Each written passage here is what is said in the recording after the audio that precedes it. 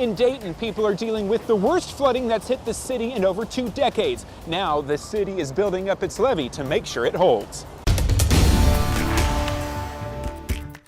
Roads are blocked and even breaking apart in Northeast Oregon. People and livestock are evacuating as rescue crews work to keep them safe. And floodwaters reaching knee level and inflatable boats helping people out of their homes in western Washington. Rain is starting to taper off, but it's not over yet. And right now it is raining on the passes. We'll tell you if that's going to change over to snow. I've got your forecast next. Good evening and thank you for joining us. I'm Mark Hanrahan. Welcome everyone. I'm Whitney Ward. Flooding in Washington right now, stretching from Dayton to Walla Walla. Taylor Frame actually sent us this video of a flooded farm. You can see the fast water rushing past those tree trunks. Normally they would be well up on the shoreline. Our Taylor Vito has been out there all afternoon long. And Taylor, what are conditions like now?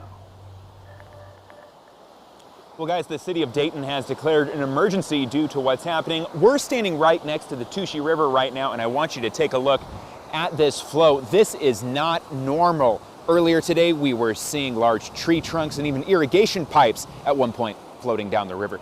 Now, what we're standing on is Dayton's levee. Over here in the distance, I want to show you, crews have been working to shore up the levee. There's actually a section of it that eroded earlier today. I'm not sure if you're able to see from this shot, but crews have been placing large boulders and rocks into the river. Now, as you mentioned, this is the worst flooding Dayton has seen in over 2 decades. The last time it was worse than this was in 1996. Of course, many of you might remember widespread flooding that year. The city first started receiving word of homes getting flood damage last night. It's not just the Touchey River that's flowing high, but also Pettit Creek on the other side of downtown Dayton. Dayton's mayor tells us that about 10 homes are impacted. The city recommended that those people leave those homes, but they were not forced to evacuate. Meanwhile, Highway 12, which heads toward Walla Walla, was shut down a few miles outside of town due to water over the road. The city says the levee is holding for now, and it's crucial it stays that way. Most of the county roads are eroded so bad that it requires heavy equipment.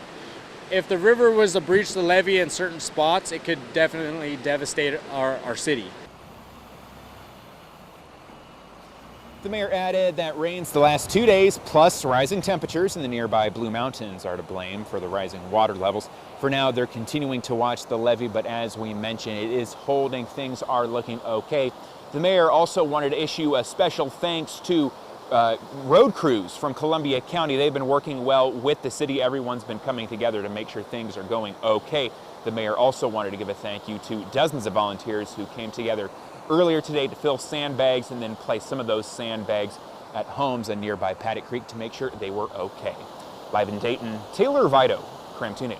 Taylor, thank you very much. We're also tracking major flooding in Pendleton, Oregon. That's southwest of Walla Walla. It's being described as the worst flooding people have seen in nearly 25 years. The flooding is a combination of heavy snow from earlier this week, rain, and warmer temperatures. You're looking at chopper video right now that shows how widespread the flooding is. Roads are covered in floodwater. We even saw part of a road break away. Floodwater closed Interstate 84 between Hermiston and Pendleton. In some cases, you can't even tell where the Umatilla River begins and where it ends. The river overflowed its banks today, flooding roadways and shutting down schools. And if you look closely here, you're going to see people up there on the roof. They had to be rescued. This is from the Oregon Army National Guard, and those homeowners scrambled up to the top of the building after floodwaters started coming inside. This is about 20 miles north of Pendleton. The National Guard did rescue all 4 of those people, and they are okay tonight. That's the good news. Lots of cars and trucks were abandoned on the side of the streets as drivers escaped the floodwaters, and the area is cattle country, so we saw a bunch of cattle wandering through looking to find higher ground.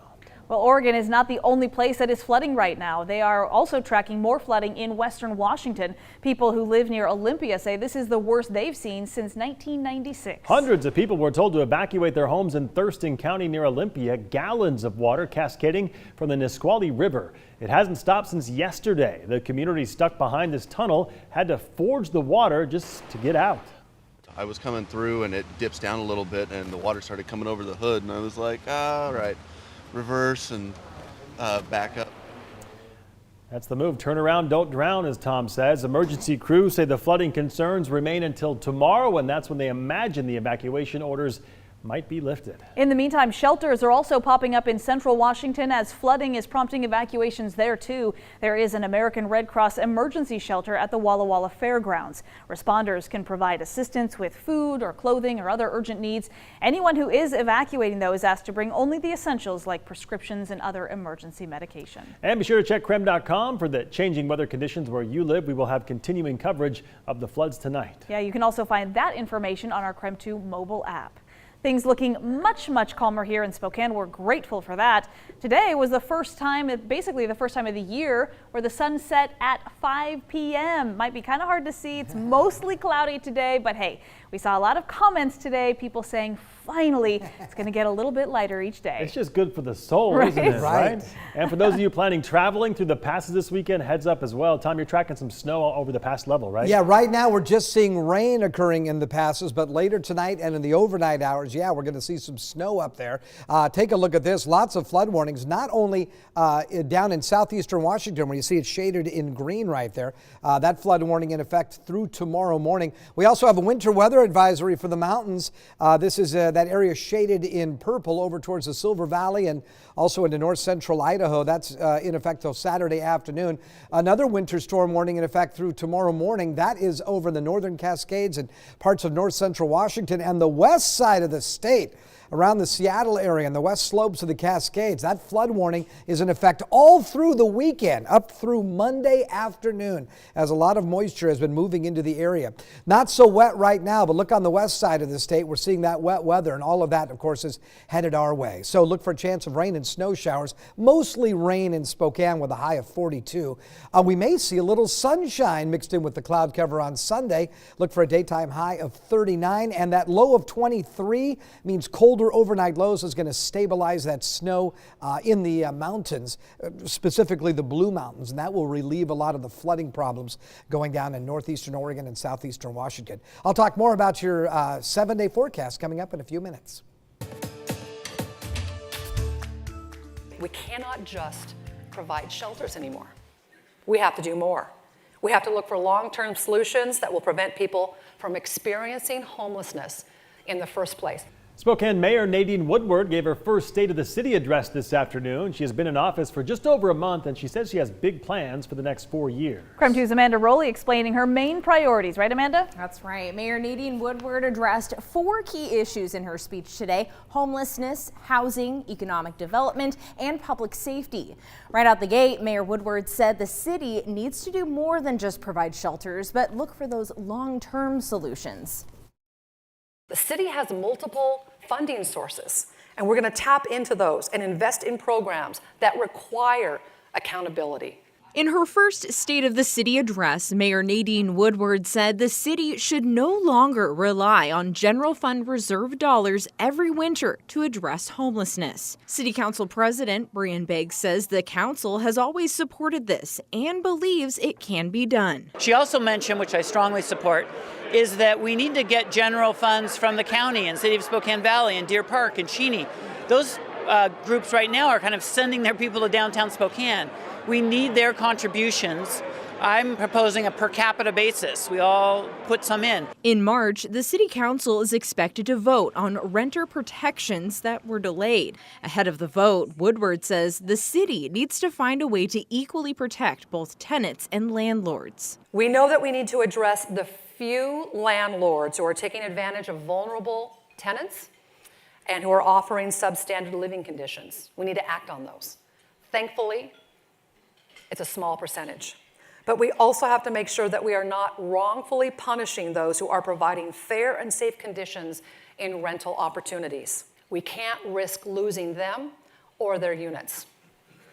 We look forward to collaborating with the City Council to make sure that there is balance. The mayor is also making it her outreach goal to attend as many neighborhood council meetings as possible. But we want to know the issues that are facing all of our citizens close to home. And that's getting right into the neighborhoods and finding out what the unique issues are. Now, one of the major pillars of her campaign was bringing the downtown police precinct back to the downtown core. Well, she used her address today to announce her administration found the funding, location, and working group of advisors to make this happen. She will announce the details in 2 weeks. Amanda Rowley, KREM 2 News. Amanda, thank you.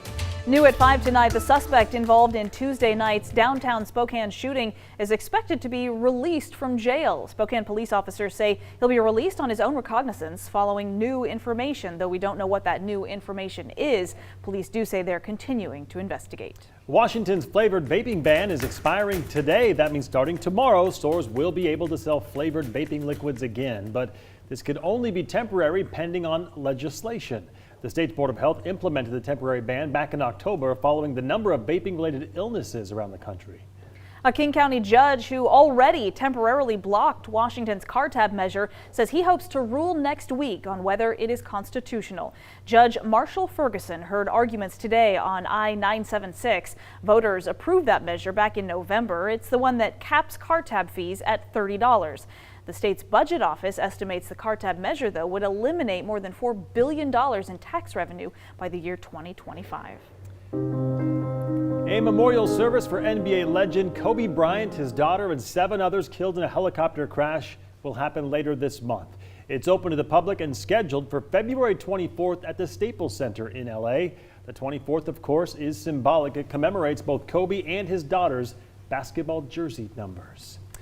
Speaking of basketball, today Gonzaga made a big announcement concerning former standout Adam Morrison. Yeah, but you're going to have to read the fine print. Sports director Brenna Green joining us now to talk more about what's happening with Adam Morrison's jersey. Brenna? Whitney, Mark, Gonzaga today announcing that they will hang Adam Morrison's jersey from the McCarthy Athletic Center rafters. So you'd think that probably means that they're retiring his number. But not so fast. KREM 2 has confirmed with Gonzaga that they are not retiring Morrison's jersey number in a ceremony during Gonzaga's game against San Diego on February 27th. They are simply hanging his number. The 2 other jerseys that are in the rafters in McCarthy are John Stockton's and Frank Burgess's. If you don't know Frank Burgess, he's still the program's all-time leading scorer. But anyways, both Stockton and Burgess's numbers are retired. We reached out to Gonzaga to find out why they decided to hang Morrison's jersey but not retire his number. We have not heard back from them on that. Obviously, Morrison is one of the most accomplished players in Gonzaga history and led the nation in scoring his final year at GU. Morrison will be in attendance for that ceremony. Obviously, he does do color commentary for Gonzaga on the radio for their games. You would think if they're hanging his jersey in the rafters, at some point they're going to retire the jersey, right? I mean, I don't know what's happening, to be completely frank. We need you to look into your crystal ball and tell us, I Brenna. know, right? More information to come soon, right? Hopefully, yes. All right, Brenna.